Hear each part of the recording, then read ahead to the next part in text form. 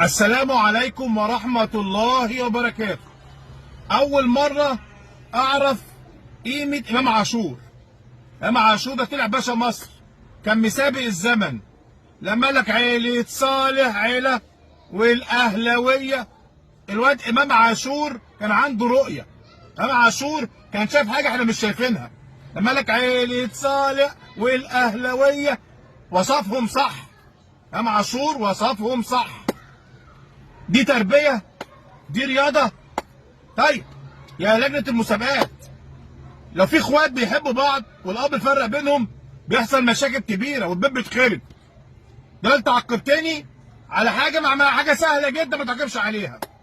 طب والشتايم بقى اللي النهارده حصلت في الماتش هتعاقبهم ازاي بقى ان شاء الله؟ مستنيين العقاب عشان ما يحصلش حاجة انتوا مش تبقوا قدها. هيحصل كارثة انتوا مش قدها. الغلط اللي بيحصل ده لازم كله يتعاقب. ولو جمهور الزمالك كان عمل كده اول واحد هيطلع يقول لك جمهور الزمالك لازم يتعاقب. احنا في دي رياضه، احنا بنمارس رياضه بكره قدم. يعني الاخلاق قبل اللعب، التربيه قبل اللعب. مستنيين لجنه المسابقات تاخد قرار يرضي كل الاطراف اللي في الرياضه المصريه. كفايه بقى، كفايه.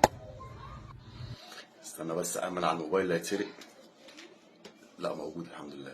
معلش يا صاحبي اصل في حراميه موبايلات. نخش بقى في الفيديو ونرد على البني ادم اللي قدام منكم ده اللي اسمه اسامه حسن. بس كل واحد بيسمع الفيديو يامن على جيبه ويامن على الموبايل بتاعه عشان لو اتسرق انا مش مسؤول. بص يا قصقص، بص يا حبيبي، احنا هناخد الفيديو كده جزء جزء. اولا امام عاشور لما غلط فينا يا ابني وغلط في عيله صالح وغلط في الاهلاويه فده كان عندك دي يعني تربيتك. فهو لما غلط في الرموز بتاعتنا وغلط في جماهير النادي الاهلي فهو اساء اليك قبل ما يسيء الينا. حكيم انتوا ما شاء الله يعني تربيتكم معروفه.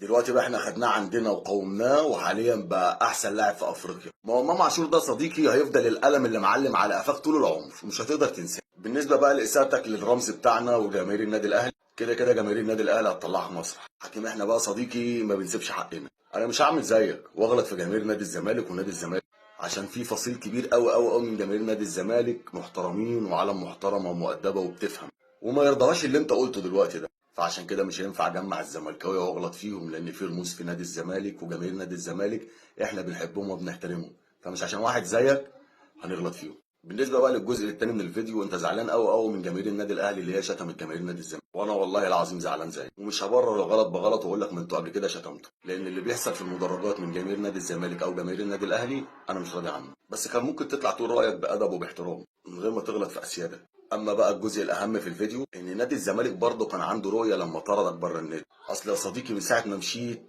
ما اتسرقش ولا موبايل لحد دلوقتي. اسيبك انا بقى قص عشان جماهير النادي الاهلي عندها طلعه. ابسط يا عم هتطلع مسرح. سبحان الله يا اخي، مع اني متاكد ان انت عارف اللي انت هتتهان، بس الاشكال اللي زيك دي بتحب الاهانه. استقبل بقى قصقص. يلا يا اهلاويه شدوا حيلكوا شويه. ابعتها له بقى عشان معموله له. سلام.